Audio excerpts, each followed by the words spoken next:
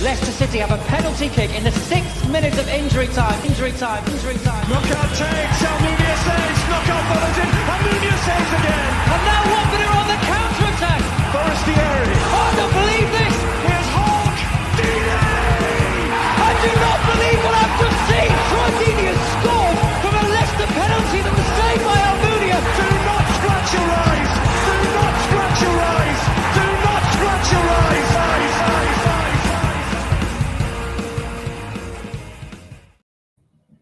Hello, and welcome to the Do Not Scratch Your Eyes podcast. I'm Justin. I'm Cole. And I'm Peter. And joining us for a very special opposition view, ahead of El Gapio, thank you to whoever. Fantastic. Is Ollie from OK Football Show, Luton fan. How are you? Oh, kicking this off by being a twat straight off the bat. Nice one. I especially like that intro. What a promotion that was that season, wasn't it? No. Yeah. Oh, we're going down that route, are we? One of the most iconic moments in Watford's history. And you didn't even get promoted. How wonderful. Did he not say this last time? I think he did. Anyway, the same jokes. Let's be honest. We had that iconic moment that everybody around the world, knows. You had a Coventry player miss. That's all I'm saying. Anyway, Ollie is here, and we will be having the normal kind of nonsense, etc. And it's going to be important that we get and talk about Luton's season, because let's be honest, right? It had a rob start, but it looks like it's having a matte finish. Oh, see what I did there? There's not enough good paint jokes in football podcasts, is in my view.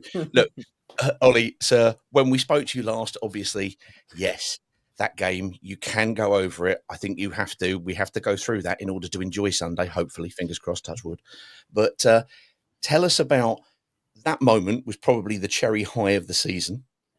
And then, obviously, it's gone wrong for our former manager and now your former manager. And now you have Matt Bloomfield in.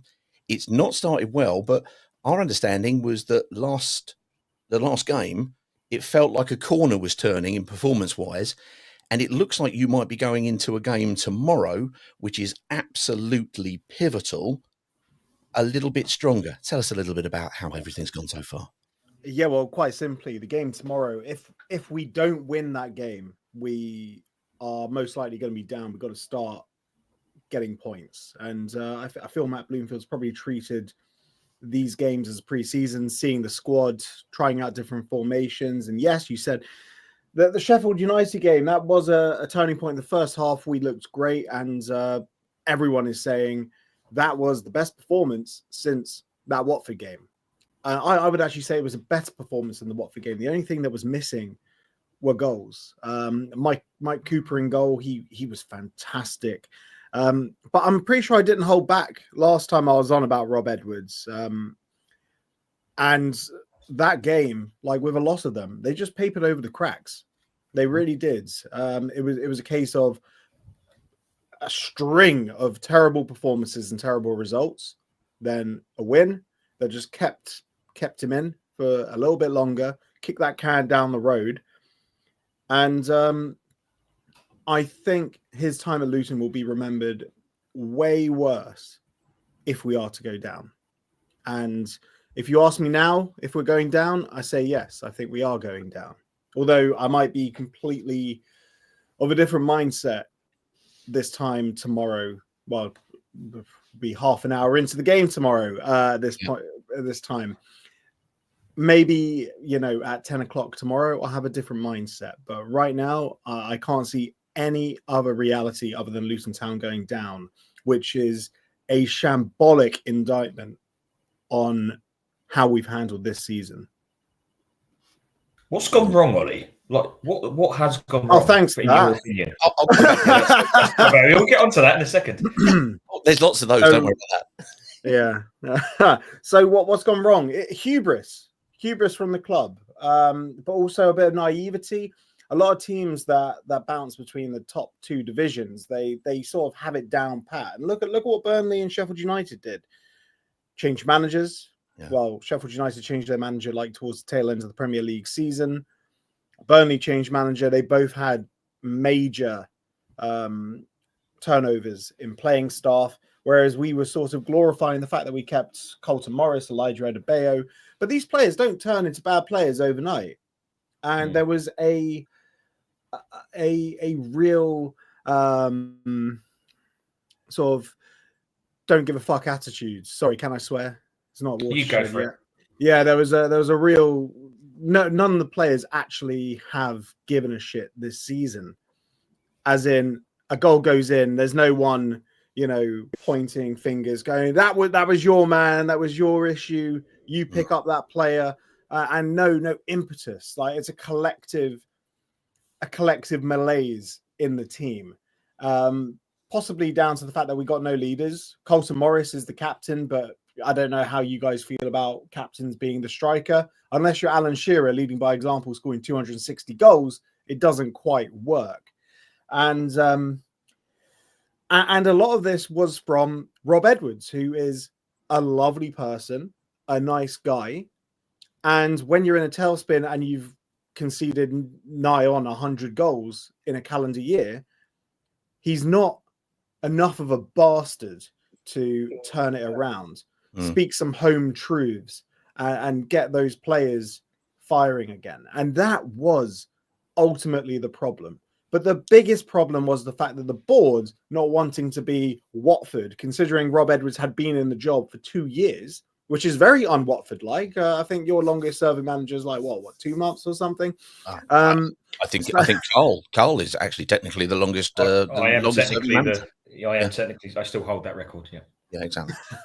So our board had this weird sort of loyalty to Rob Edwards because he got us that promotion. Which, let's not kid ourselves. Nathan Jones laid the foundation for that promotion. Rob Edwards came in and sort of galvanized the team, sort of similar. And I compared it on our latest pod. I said he was kind of like Cisco Munoz at Watford that season 21-22, I think, when you guys went up. Bought the field. I can't remember who your manager was, but that he took over from. But the squad was riddled with quality. You had Ismail Assar. You had... I can't even remember like the players you had. You had a scary good team that season. You might have even had Emmanuel Dennis. Can't remember. Pedro was one of them. Yeah, he was a bit young though, wasn't he, at that time? But still a good player. That was his breakthrough season, really. Everybody remembers that goal at Derby. That was nice. Well, you had a good team, but a manager that couldn't galvanize the team. And then you had this fella that comes in, sort of is a cheerleader, just gets the vibes back. Yeah. And that's sort of like what Rob Edwards did, taking over from Nathan Jones, because there were already leaders on the pitch. It's similar to our League One promotion season where Mick Harford came in and took over from Nathan Jones. He didn't have to do much, and he was very open about that. Both Mick Harford and Rob Edwards have been open about the fact that, there were so many leaders in the team, we didn't have to do much. It was just a steady pair of hands, make a couple of substitutions. But it got worse and worse with Rob. The substitutions were worse and worse. The game plans were... Could they have gotten worse? Yeah, they were non-existent. There was no plan B. There was barely a plan A. And he should have gone after... Well, the majority of the fans think he should have gone after the Middlesbrough 5-1. And he was waving to the crowd as well at the end of the game. Everyone was like, well, that's him gone. And then the post-match, Simon Oxley was saying, I think that's the last we've seen of Rob Edwards. And lo and behold, he pops up again for the next game. I think he should have gone after the Sheffield United loss, because that showed when he was completely out of ideas. And I think that was the end. And that video went viral, from the back of the stand, and you could see he'd lost the terrace. Now, do you want to know what the line was? Do you want to know what the internal line was on that wave? What was it? Well, it was that he was waving to his family in the away end. Didn't look like unless his family were like all over the away end, like the four corners of the away end. He wasn't waving to his family. Well, at least he did it, unlike Roy Hodgson. But we'll move on from that. Yes, don't. There you go. There's abuse. Oh, my favourite Watford manager relegates you, then does a lap of honour. Yeah, get that off the screen. No, let's just take a look at this, because I can't believe we hit heady heights of 15th. To be honest, that's exactly bizarre. The orange point is when Rob Edwards left, and in comes Matt Bloomfield. Now, when we got relegated from the Premier League, obviously people will know that of the many managers that we fired that season, and we did go through some, we had Nigel Pearson, who had previously, obviously with Leicester, won the championship. So we brought him in, and lots of the clever talk was, well, if we do go down, he knows how to bring us back up. Is that the Matt Bloomfield effect? Because since he's come in, he's earned 0.33 of a point per game as opposed to 0.96 from Rob Edwards previously. You say tomorrow, it's literally shit or bust tomorrow as far as you're concerned. This is the more important of the two. We can focus on it because we've got no midweek game, but presumably all Luton Town fans are looking at this because you guys are indeed at the bottom, but Plymouth are above, and it's going to be cutting loose if it doesn't happen tomorrow, isn't it? It's the definition of a 6-pointer. Is really important, and yeah, I see the drop off from that chart. In my opinion, the performances have gotten a lot better under Matt Bloomfield. The reason for the drop off is because all the teams around us have started picking up points. But if we look at the goals that we've conceded and the performances have been a lot better. For one, we don't get cut through the middle like we did. There are so many goals this season that you will see where Luton Town have just had someone run through the centre of the park, completely unchallenged. It sort of happened against Sheffield Wednesday, actually, but the first half against Sheffield Wednesday, we were great, and sustained performances throughout a whole half of football is something that we haven't seen at Luton Town this season at all, other than the Watford game.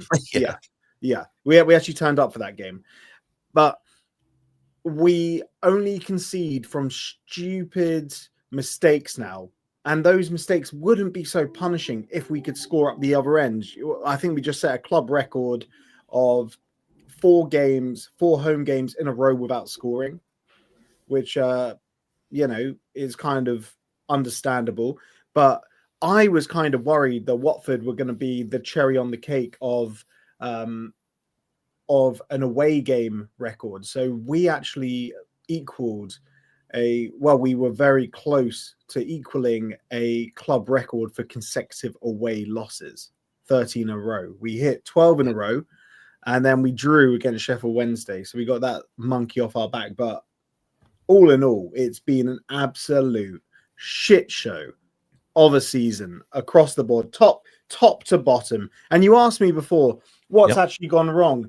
And I sort of gave you half the answer. The other half of the answer, in addition to the shit recruitment, the lack of leaders, it comes from the very top. It sounds very familiar.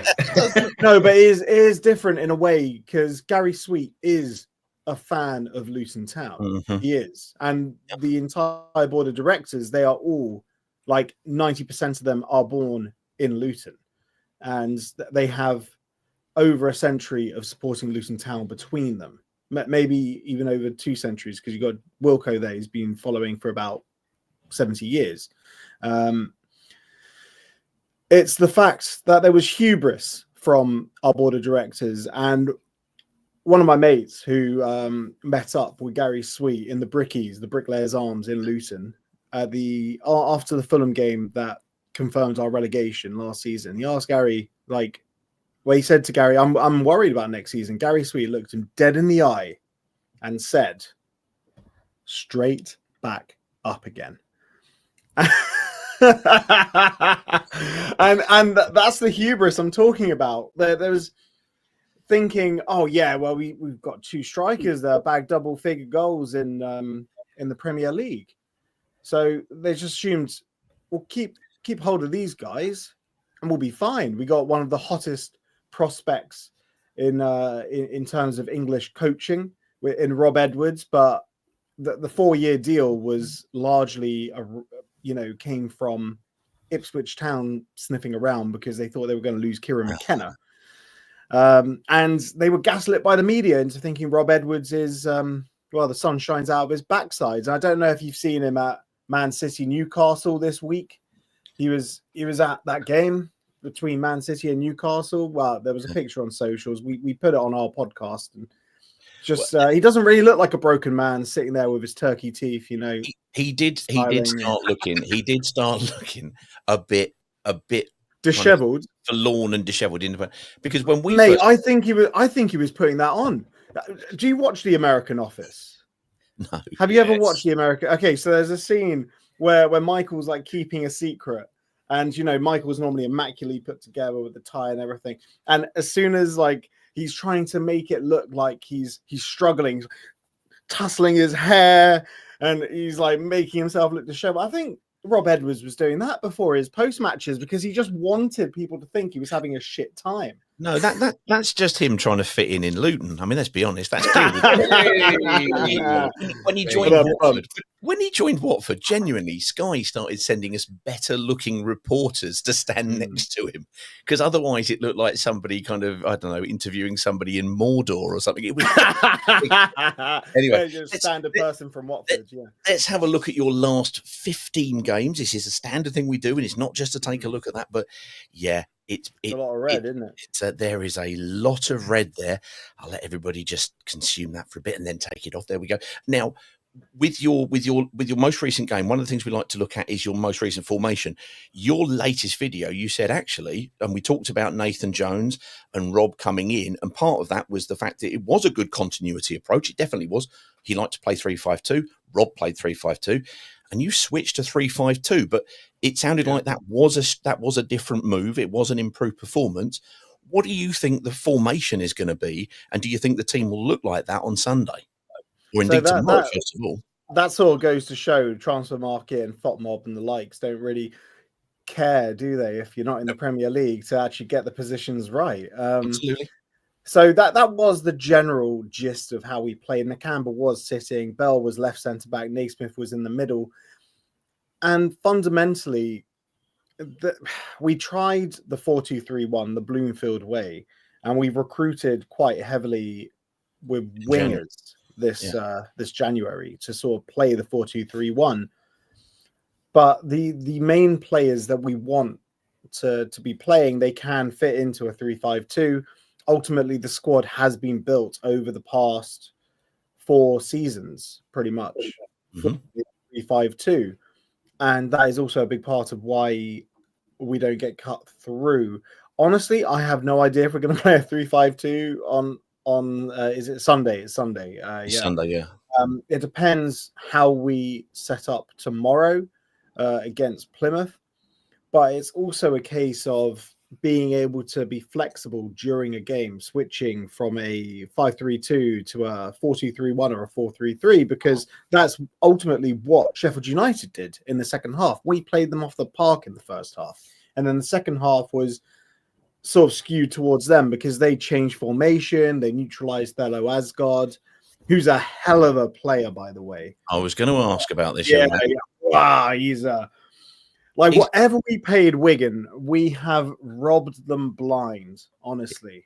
He has got a disproportionate number of A's in his surname. But other than that, where we heard about him was our friend Barry at Wigan. People know Barry, lovely guy. You'll be able to talk to him on a podcast next year, no doubt. But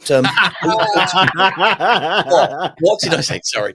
They got... presumably, if this is him in a Luton shirt, they presumably got him when he was a fetus, and he just said, "My God, what a player he is!" Yeah. How has he been? You've only had him for 2 or 3 games, but of the guys you've recruited, how good is this kid? Do you think he's very good? He'll be playing Premier League football very soon. He's got a tremendous name as well. So his name is Thelonious Gerard Asgard. So Thelonious because his parents are. Well, his dad is a cellist for the Liverpool Philharmonic Orchestra and likes Thelonious Monk. Yeah, Gerard because his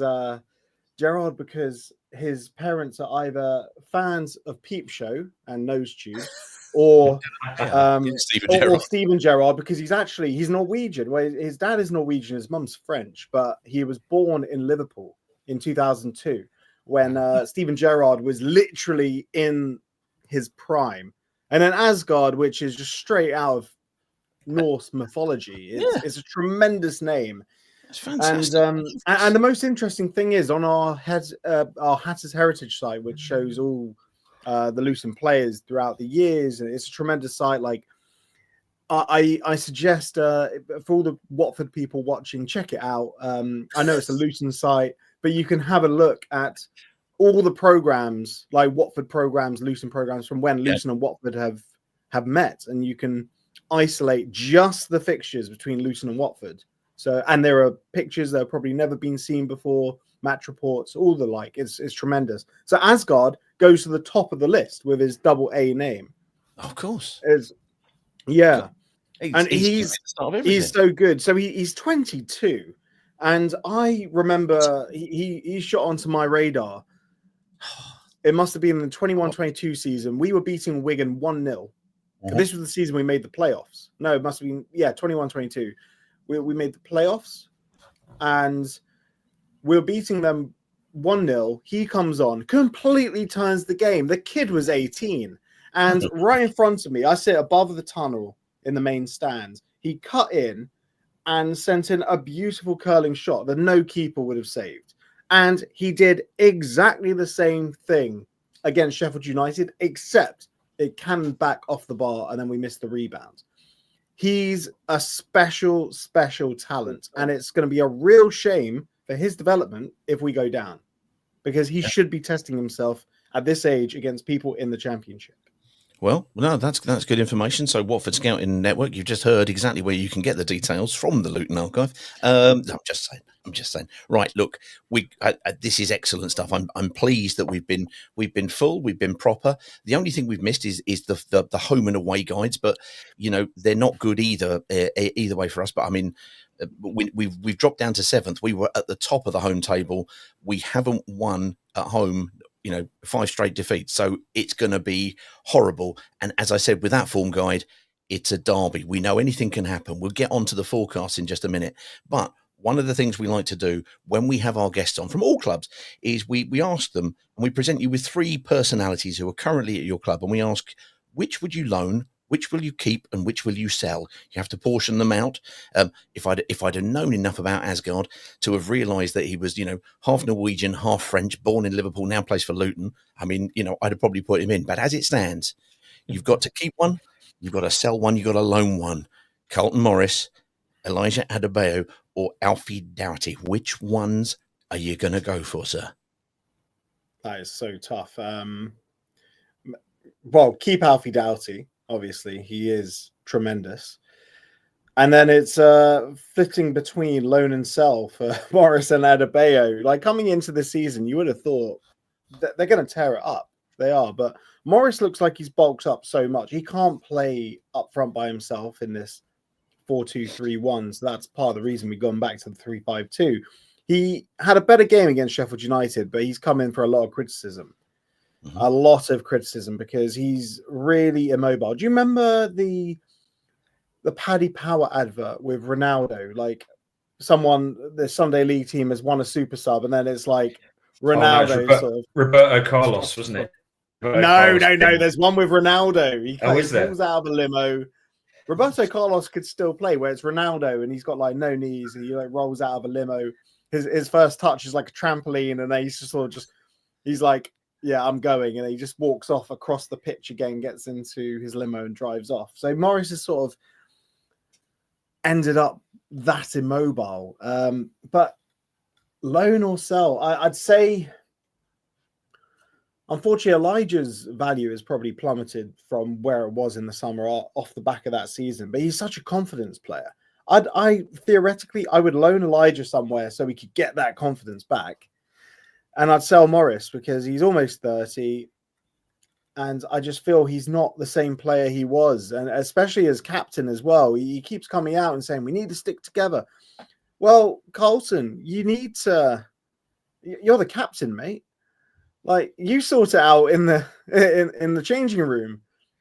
Give us something to feed off, like, on the pitch. And then we'll cheer you. It's interesting because you asked about, captains being forwards, and the player that Carlton Morris is most likened to in Watford terminology, is Dnsye, who is exactly Same that. builds. Yeah. But somebody who can be physically imposing, potentially mentally imposing on the opposition. But obviously, I have to say not at quite the same level in their pomp. But it's interesting, fascinating though, that I think those two forwards who did rip the division, to get into that playoff position, in order that a Coventry fullback could miss. Just saying, it was, those are the ones you would let go, which would be fascinating. But never mind. Yeah, and at the beginning of the season, virtually every single, I spoke to Vizza, Liam Vizza, and he said he would have taken both of them in the Burnley side at the beginning of the season. I'm sure now nobody would take them in their sides. Like their stock has fallen so much. Like the physicality, I think Elijah Adebayo's stats from last game, I'm going to pull these up because these are crazy. Honestly, crazy. Luton Town stats on a Watford podcast. This is breaking new ground or breaking new wind. It shouldn't be allowed. This should be edited. The internet is breaking as we speak. Well, essentially, they both lost their physicality. So ground duels won 3 out of 15. That's Elijah Adebayo. So he won 20% of his ground battles. Aerial duels won 38%. He won 3 out of 8. It's not good enough. It really isn't good enough for someone that you'd presume would be physical. And the same with Carlton Morris. Aerial duels won 12 out of 21, 57%. And then, can you imagine Dnsye losing that many aerial battles? No. Who knows? And ground duels won 1 out of 3. Like there's no physicality. All the physicality and the roughness that made Luton and got us up through the divisions, it's gone. It's all gone. Oh, well, look, as we all know, actually, we have to look out for tomorrow night to see what happens. Obviously, we will be hoping that we are fresher, in the same way that Leeds were when they came to our place, and Leeds were the standout team so far in that game to us in the Championship, undoubtedly. But we now do need to look ahead to Sunday. We do need to skip your game tomorrow just to look ahead to the next game in what we loosely call. It's the Dnsye Completely Rubbish Prediction League. No! God, please, no! No! Yes. Now, this is, of course, as people may know, the second time that Ollie has been on and played his part on behalf of the EFL. We will get to, kind of how the what's the phrase I'm looking for? How the whole league is going. But before we do that, I need to share a video that a bit that Ollie enjoyed the last time he was on, and it was so special. I thought we'd share it again. And it's from the dog and Ben. And for anybody who's watching who didn't get to see it last time, here it is. Representing Luton Town, we have David Pleat, and here he is arriving in his little motor vehicle. He's just slowing down, and he must be lost. He must be asking directions or something. He's having a good old chat to this young lady. Wait a minute, police siren. He's speeding off. And that's what we do. And we lost smiling. Okay. It was very good. So interesting facts. Before you go with the utterly crap prediction league, whatever it's called, I actually had a chance to have David Pleat's desk, which would have been tremendous to have. And funnily enough, it was residing in Imagine Estates at Watford, because the owner of Imagine Estates in Watford, he bought it at auction, and he eventually didn't have a need for it, and it ended up on a skip. And this was all happening on transfer deadline day. While we were trying to bring in a couple of people, I was trying to close a deal on David Pleat's desk. If that desk could talk, imagine the fluids and God knows what else. I'm just going to say you need to clean the underside of that before you want to. The players that were signed at that desk were amazing. I'm sure DNA on that desk. Yeah, absolutely. I mean, David Pleat, undoubtedly, piss taken aside, the Graham Taylor equivalent. The two guys actually got on really well during our golden era. One of yours as well. There. However, enough of golden era. Let's get back to nonsense, shall we? And the current leader on the prediction league, Carlos, is no longer you. I know. Yay! I know. Good news. Seagulls. Sorry, that's out of order. Into Seagulls with a fixed 2-1 for Watford, benefited to the tune of 2 points by the 1-0 win away. And JP Backgammon FC also got a single point for predicting. So the scores are, Into Seagulls on their 28 points, one in front of Carlos on 27. JP Backgammon FC is still keeping that kind of fight for Europe. God, could you imagine if Europe was a thing with this rubbish? Jarvis Cocker Spaniel is level with Justin, but ahead on alphabetical order on 16 points. 1-1 is on 15 points. The EFL is languishing on 12 points. And my own ineptitude as an administrator sees me on -3, never to recover. Never mind. Well, I think it's important, therefore, that we should get to, let's get to Jarvis and indeed Ben's latest suggestion. It's a kind of interesting one. Because, last week he came up with all sorts of rainbow-based content, and we had Rod, Jane, and Freddie, and then Justin basically kind of caused all sorts of mayhem with discovering that Jane quite liked his hair once. A bit too much information. Let's go and see what the dog and Ben have got to do. One. Now, before we get into the question, I just want to say a few words. Here we go. Cue the music. So it's that time again. The M1 derby, the Hearts Beds derby, the Orns versus the Scum. It doesn't matter what we call it. All that matters is that we put in a performance which doesn't fall short of our expectations. You see, we don't want to see any of that half-arsed nonsense we've witnessed in the last 2 derbies. Don't for 1 minute, Watford, think to go missing, because you can't hide. We as fans won't accept another weak performance.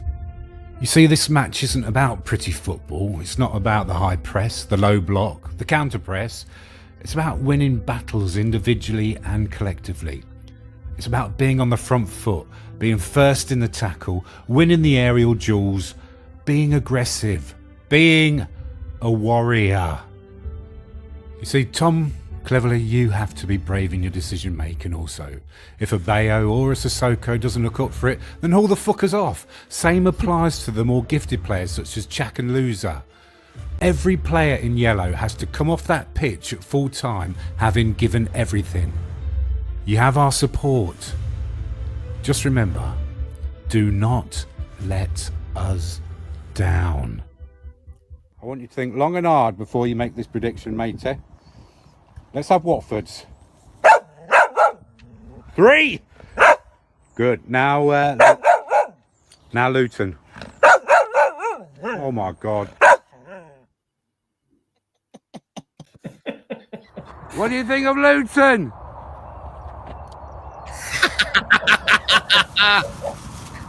Bag it up and pop it in the bin. Well, there you go. Well, we need to say. I'll take that. Don't we? Yeah. Yeah. Apart from the result, what a great video. Ben can do everything from Cars and Smurfette to sort of, long videos full of pictures. Very good, and very good for the dog at the end. Fantastic. I don't think his predictions are any good. But I thought it was excellent. It was very much once more unto the breach kind of Agincourt. And I imagine Shakespeare is currently now kicking himself when he didn't insert upon, people holding their manhood cheap if they weren't there upon St. Crispin's Day, that he didn't actually use the words, and if they're shit, haul the fuckers off. Because I think it added something. I think that's important. So there we go. He's gone 3-4, to Luton. Because the dog's a fucking maniac, basically. That's the main point of it. So we've got that there. That's fine. Now, John, as we know, has been rolling dice all over the place. He's been kind of running up to people at various football matches. And at the recent FA Cup defeat to Fulham, he approached some people. Now, he told them that this was going to be the Luton game, and they may have used some choice words that are naughty words. Now, I've edited it. I think I've got away with it. It's very subtle. It's very slick. I doubt you'll even notice where I took it out. You pig hippo twat. You stinking hippos. Yes, we know that song. We're here again at the Fulham game, but I couldn't go without doing the Watford v Luton prediction. I'm here with Andy Bugler and Sam. Neil. Right, so going to do the prediction. So, famous memories of any games versus Luton, Andy? It's got to be the 84 2-1 win. 84-2. Why is that one? Why that one? Well, I mean, our captain was sent off. We'll still beat the Masters. Oh, okay. Oh, brilliant. Yeah. We wouldn't even mention the 4-0s. All right. Okay. So Watford at home. Gonna go first. Roll the dice. And it's a 2. And I don't know what this one is. It's a 4. It's Watford 2. This is on you, Andy. Is this going to be in a 2-1? Come on, you scum bastards.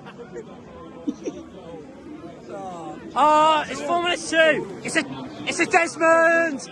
It's a Desmond 2-2. Come on, yours. We can beat it. We can beat Fulham.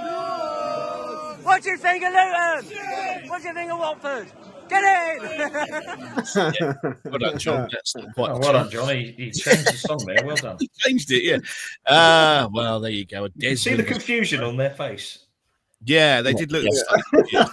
What do you think of Watford? Shit. Oh, Yeah, they were getting ready, weren't they?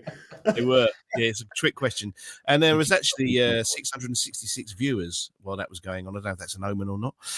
Yeah, there we go. So that's going to make things interesting. Carlos, you can't go for a Desmond. You can't go for a Desmond, Carlos. I had no plans of going for a draw in this one. Well, there we go. So the scores we currently have: Kieran Maguire, his Inter Seagulls has gone 2-1 to Watford, as he does. 2-1 to Watford is still a viable option for the players we have on screen. You can still select that, but only the first person to select it. Jarvis Cocker Spaniel has gone 3-4 to Luton in a highly contentious yet very funny speech video. John has gone 2-2, whilst hearing somebody's name who says, "Yeah, it's Liam," and he goes, "All right, Neil." What? Yeah, I did see that. Yeah, I did see that. Yeah. Nice one there. And 1-1 has gone 1-1 as 1-1 does. It is not available for you. However, we now turn to our guest, Ollie, and we say, Ollie, sir, what do you think the score is going to be when Luton Town visit the home of the Hornets this coming Sunday, 12:30 kickoff? There's no way in hell that we're scoring 4 goals. No way. Don't say that. But we have to.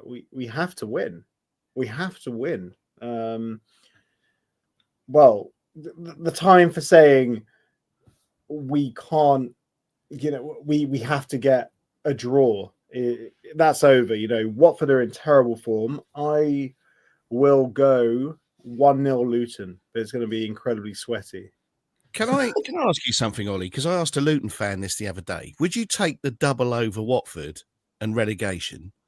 No, I would have traded in the Watford result for mid-table mediocrity this season, without a shadow of a doubt.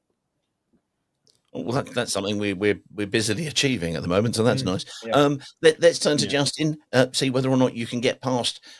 Basically, you are going neck and neck with a dog that barks. See if you can maybe nip by him with superior footballing knowledge. What do you think the score is going to be when your Talk Sports show, Justin? Is it going well? It's going very well, yeah. Comments like this don't really help, though. I mean, things like that aren't exactly encouraging, are they? Yeah, look, you cannot predict Watford to lose. That's a shame. This is a prediction league. No, but you can't. So you have to just admit that you're probably going to be wrong on this one. I'll take can I go 1-0 Watford? Has that been picked? I can't. No, that is available for it. That is there on the table. Excellent. Let's have that, and then let's have that. Go on. Carlos, Nice. You're in second place. You're playing catch up behind him. What are you going for? Well, look, I still look, but thankfully I was a few thousand miles away last time this game was played. So the abuse was bearable. I'm not going to be so lucky this time.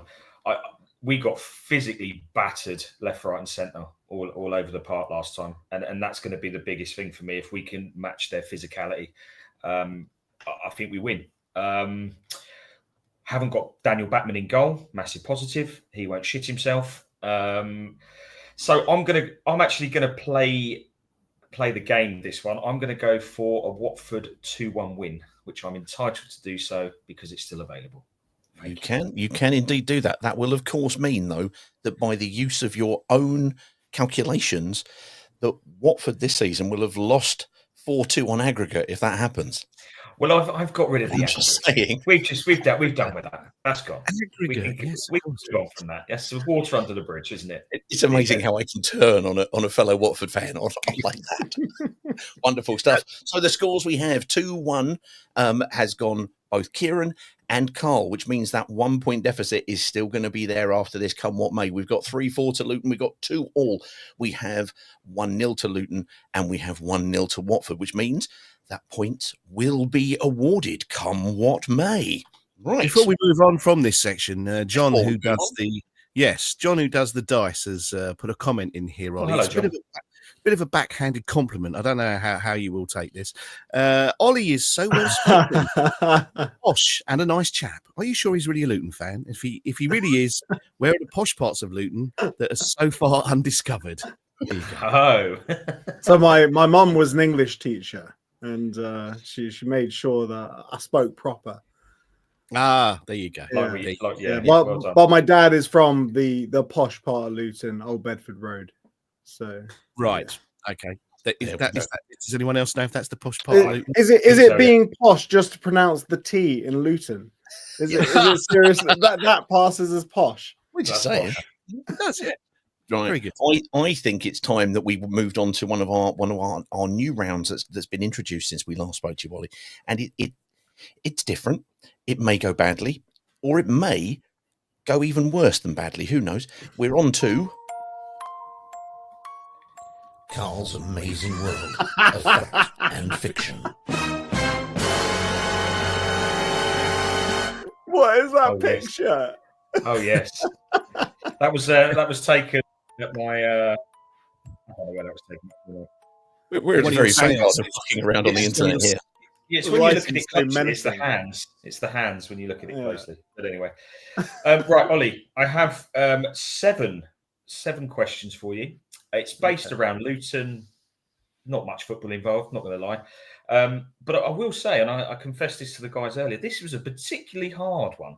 This one, because I could have just gone dogged abuse on this, but I've been the better person. The better person, and I've actually taken this seriously. So we will start, Ollie.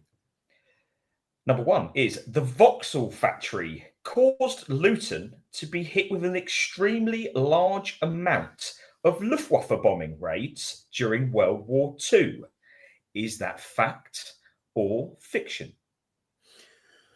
So I would assume it would be fact. However, I know a lot of people were evacuated to Luton during World War II. God, those poor kids. I would actually say logically it would be false. Okay, well, using logic in this particular section of the show is pointless. Don't bother. It is in fact, and I'll give you the reason. It's actually brilliant. They manufactured Churchill tanks for the British Army. Unfortunately, the Vauxhall staff failed to camouflage them, so the Germans could see them. And do you know why? Because the camouflage was being used at Kenilworth Road. There's a great picture up on Had's Heritage where you see the camouflage over the main stand, because obviously the tanks were not as important as preserving. Clearly, they would have done millions of pounds worth of improvements had they hit it. It does explain. It does explain the pitch quality. So was that a correct or a right or a wrong answer? Incorrect. That was an incorrect. Very good. Carry on. Right, moving on. As of January 2025, 36% of all crimes reported in the Luton postcode area were violent crimes. Is that fact or fiction? 38%, did you say? 36%. 36. That's still quite high. Violent crimes. 38%, 36% total crimes. I'll say fiction. It is fiction.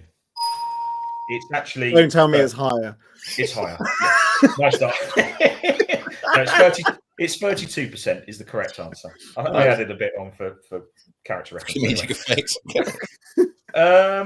This singer and actor Paul Young, born in Luton, sang a rather good song. Wherever I lay my hat, that's my home. The song was reference to Luton's hat making history and the fact that he was born in the town. Is that fact or fiction? No, it's fiction. It is fiction. Well done. He couldn't give two shits. No, I love it. Yeah, it was actually Marvin Gaye who was celebrating all things Luton. Yes, I was going to say. Yeah. Okay, yeah. He's Right. as much of a Luton fan as Monty Panesar. Right, Mother Hubbard Fish and Chip Shop has been open since 1972. They recently had a story in the Luton Today newspaper that Michael Gordon Patterson, a friend of the owner, has worked there since 1979. That's some 46 years. So very impressive. Is that fact or fiction? I've never heard of it. I'll just say fact. It is fiction. Oh, that's a shame. The fish and chip shop is real, but anybody know who Michael Gordon Patterson actually is? And he was born in Luton. He's more famously known as a bit of a prisoner. Some clues? Oh, Charles Bronson. Correct. Of course. Yeah. Is it Peterson? Mickey Peterson, isn't it? Not Patterson. Is it? Sure, it's Patterson. Yeah, sure, it's Patterson. I'll have a little look at that. Look at that. Hold on, John. On the Pattersons, Kevin and Perry's parents. Well, Kevin. This is Patterson. Kevin from. Thank you, Mr. and Miss Patterson. Yeah. Right. Number 5, Hats Factory Art Centre is located 65 to 67 Guildford Street, Luton, LU2 9RT. Is that fact or fiction? Oh God, it's right next to the station. I don't know if I'll say fact. Yeah, fact. It about right. is fiction. The Hats Factory is on that street, but the postcode I gave you is the Tip in Luton. Oh. Stadium. I was thinking of the road name. I wasn't looking at the postcode. Number 6. That was low. That was very low, wasn't it? Southend United, playing currently in non-league football, has a bigger capacity than Luton Town Football Club. Is it fact or fiction? I think that's probably fact. Well, you probably got capacity wrong, to be honest. But I reckon they're probably about 14,000, aren't they? What's your current? 12.5. Yeah, so there's 333 seats between it. But it is. You are correct. It's fact. Southend is slightly bigger. It's a good club, Southend. I hope they get back in. We hope they come back. One of my very good friends is a Southend fan, so I hope they're back up soon. And finally, Eric Morecambe, arguably Luton Town's most famous supporter, had a heart attack at the wheel of his Jensen Interceptor. That car would go on to be sold for over £96,000. Is that fact or fiction? Which part? The fact that the car was sold, or they had the heart attack at the wheel? He it wasn't the heart attack that killed him. I think he died shortly after performing. But yeah, I think he did have a heart attack while driving. Yes, I'll say facts. You are correct. It is facts. I recently wrote his bio for Hatters Heritage, actually. Oh, did you? And that concludes Carl's Facts or Fiction. That's very good. Thank you. Very good, sir. You did very well with that. I mean, who was the last person we had on doing it who did very well? I can't remember who it was, but no, it was Norwich. Norwich did very well. Everybody else has been abysmal. So well done. Yeah, well done. Yeah, well done. Excellent. Nice. Right. Well, there we are. That probably does conclude the opposition view here. There is a comment here saying we could all be brothers with our glasses and beards. Isn't that nice? Isn't that lovely? And there's a lot of sort of truths and false. There's someone who calls himself a Watford fan on here who says, I hope that Thilo starts. Gifted footballer ability. Yeah. So, respecting the game, he's a tremendous footballer. Yes. And he's got a Norwegian mum, Norwegian dad, a French mum, and he comes from Liverpool. So let's face it, he's got a Norwegian goalkeeper now. So there you are. This is true. Norwegians ahoy! Excellent. We have a new Norwegian striker as well, Lassie. Yeah, Lassie. Yeah, you should watch the video where I announced his signing. I was like, "What's that, Lassie?" Oh. Yeah, it's nice for Lassie. It was a lot of fun to record that. Yeah, you got to be of a certain age to get it. Louis going, I don't get it. I don't get it. There was a reference to your drink there, Peter. Someone was asking if you were drinking a pint of wine. while we were doing Sam this. Allardyce. And mega pints. a mega pint of wine. A mega pint of wine. Heat. Cheers, everybody. Yeah. No, it's just a cordial at the moment. Is it vitamins, Pete? Are you drinking vitamins? Yes, it's health supplements. Health supplements. That's what it is. Health supplements. All about the vitamins, me. All about the vitamins. Good. Well, we will see what pans out on Sunday. Ollie, are you coming to this game? Yeah. Well done, Ollie. I'm going to be there. Well done for making the long trip to from where you are. So you're not going to Kenilworth Road. You brave soul, you. Coming in. Yeah, well, I won't be coming down on a bus. I'll be making my own way there, which is great. Are you driving, Ollie? Will you be driving? No, I won't be driving. Oh, okay. Well, I've hitched a ride with someone, but trying to out me for geographically, my closest football club is Boreham Wood. I'll have you know. Oh, good club. They're another good club. Nice stuff. All right. Yeah, nice stuff. Well, we'll see what happens. Obviously, on Sunday. Are you looking forward to it, Ollie? I never look forward to Derby Day. Never look forward to it, really. Are you looking forward to it? In all honesty, no, not at all. No, dreading it. No one's looking forward to it. It's one of those things. Yeah, I think Peter said the other day, you just don't want to lose it. That's the truth, isn't it? You just don't want to lose it. That's the worst, especially at home. I mean, that'd just be.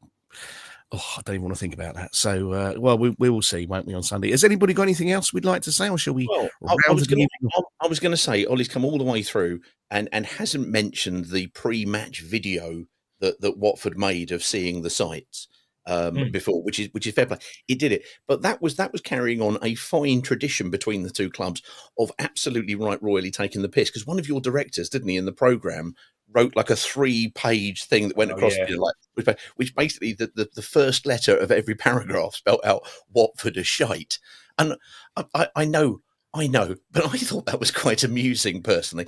If you give it, you take it, and whatever happens on Sunday. Yeah, I didn't have any issues with that video. Obviously, a lot of people did because they were saying, it's making light of the impoverished nature of the area, but the house prices in that area are surprisingly high. And to be honest, you could go to any major town and do the exact same thing. And obviously, there's this whole debate about class systems and cost of living prices and stuff. Yeah, you could literally do that anywhere. And as you've said, banter between the two clubs just kind of happens. Yeah. Like Stephen Brown's board notes. That was it. That's normal. As long as everyone is civil and there's no attacks like around the grounds, considering Luton fans aren't going to be bust in, bust out. As long as there's no physical violence, I think it's fine. Like, look, it's football at the end of the day. Interestingly, a question for you guys. Do you know how this whole rivalry kicked off? I'm going to look in Peter's direction for this. Well, no, we've played all the way down the line. I've done various things when because we're recording part 2 of our kind of derby kind of special when we talk to the guys from Three Counties Radio tomorrow, and I did a load of stuff for them. There was one of the songs is always "And We Will Fight Forevermore" because of Boxing Day, and there was a Boxing Day event that kicked off with something properly, but I think that was around the 60s, and of course that was when Kirk Stevens scored that goal at your gaff, or was it at our place? Yeah, so we won a game. Kirk Stevens scored, I think, one of his only goals for the club. So that was in the that was in the 70s. That was in the 70s. Kirk Stevens. I'm young. It started off as like a county beef between local newspapers. Yeah. And interestingly, going back to like the late Victorian, sort of early 1900s, there were some fibs told about how Luton fans chased a bunch of Watford fans out of the town with sticks, but that's false. It's a myth. Definitely wasn't fibs. Fact or fiction? Possibly. Well, if you go back to like the 50s, I think it was, our main rivals, because of, we were traditionally a lower 2 division club, but thank you, were QPR and Brentford. Typically, there you go, John Parsons, absolutely. But also Brentford as well. I know, no idea particularly why about that, obviously the proximity, but presumably also because we would play them more regularly. But it really kind of came up on the rails properly during the 80s when we were going through our golden period, and you were still our bogey team, genuinely. It was a difficult one to get out. Even when we kind of, finished second in the league, it was still very difficult for us to get one over you. And even there, when Andy was saying about that 1984 game and saying, look, well, there was a kind of a contretemps between the excellently named, and I don't care for any other player having any other name other than Wilf Rostron. It's the best of all football names.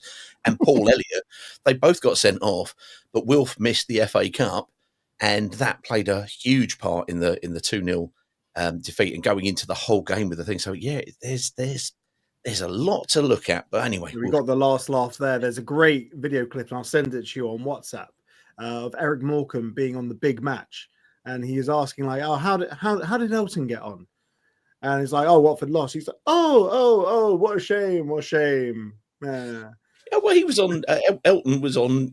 At the start of the video that I showed with the curb crawling David Pleat, just to equalise, was the start of Elton John being on the Morecambe and Wise show, and it was like, they would give it and take it. That's the way you got to take it. They were friends, they were civil, and I think that's the best way for it, to be civil. Quite right. Because at the end of the day, it's only a game. Yeah, absolutely. And in the meantime, more important than life and death. You have got bigger fish to fry, and I'm sure what a lot of Watford fans will be.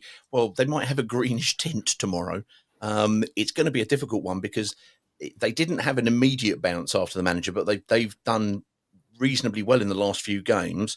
What is your forecast for tomorrow? You've got to go for a Luton win. I understand that, but what do you think realistically tomorrow? It depends if we pick up from where we left off against Sheffield United. If we play like that and we find our shooting boots, then we can win. But if it's one of those where we follow up the Watford and Sunderland performances with what we did at Coventry earlier on in the season, we've only had 3 good performances this season: Watford, Sunderland, and Sheffield United, and we've lost 2 of those games. So it depends if we perform, if we pick it up. The players know they got to win, and look, as the players went in to the tunnel pre-game, I actually gave them some verbals because I sit above the tunnel. I actually got to my seat relatively early. I said, "Are you gonna effing play today?" So they actually did. I don't think that was in direct response to me and me shouting at them. But I'd have claimed that as an assist personally. I mean, they didn't score. Well, we still lost, didn't we? It depends if we have the finishing boots. Maybe Lassie Nordas will play instead of Elijah. Elijah needs to be taken out the firing line. I don't know what formation we're going to see. If he changes it up again to a 4-3-3 again instead of a 5-3-2, I honestly don't know. Right now, it's an absolute lottery watching Luton Town. You don't know what's going to happen, but more often than not, you're going to lose. Like the real lottery, actually. There's the comparison. Excellent stuff. Well, just to lighten that moment, John, I'll be doing a watch-along tomorrow with most certainly not. Terrible suggestion that is. Well, look, I'm going to be relatively close to the away fans, sitting where I sit, as will you, Peter, on Sunday. Not as close as I was when we visited you, which was literally right next to the divide. Thank you, Louis, for choosing to stand there. I was stood there with Louis and Rio and Pete Ryan, and it was just horrible, absolutely horrible. You could see the whites of their eyes. So hopefully going to be a little bit further away this time. But whatever happens, look, it's only a game, isn't it, at the end of the day? So, Ollie, as always, it's great speaking to you. Thank you for coming on Do Not Scratch Your Eyes. We will catch up. Well, we might catch up next season. We might not. That's pretty much what we've just been discussing there, isn't it, really? But whatever. We've got Barry's number. It's all sorted. That's fine. This is true. He's lovely. You will love Barry. Barry is amazing. if you want a Wigan opposition. Any man that eats a pie between two bits of bread, he's all right by me. Yes. Yeah. He loves all that, being a Wigan person. Right. Yes, we're going to wrap up. Ollie, stay in touch if you do slip out the league. But in the meantime, everybody, Ollie from the OK Football Show, Luton Town. Here's everybody. We will be back after the game on Sunday with a space. Did you come on our space last time, Ollie? I can't remember. I did. I had to rub it in, didn't I? But I didn't realise it was going to be that shit after the. You weren't too bad. You were quite magnanimous about it. Or no, that's not the right word. Annoying. That's the word. There, never mind. You guys were whining so much. Like all your fans were like, "Oh no, we lost. We're still fifth in the table." Pathetic. Well, as you said, you would have traded it for mid-table obscurity, and that's exactly what we're potentially looking at. But who knows? The game will be good and fast, but whichever happens, we'll see you at the end of it, everybody. Leicester City have a penalty kick in the 6th minute of injury time. Knockout takes, Nunye saves, knockout follows in, and Nunye saves again. And now Watford are on the counter-attack. Forestieri. Oh, I don't believe this. Here's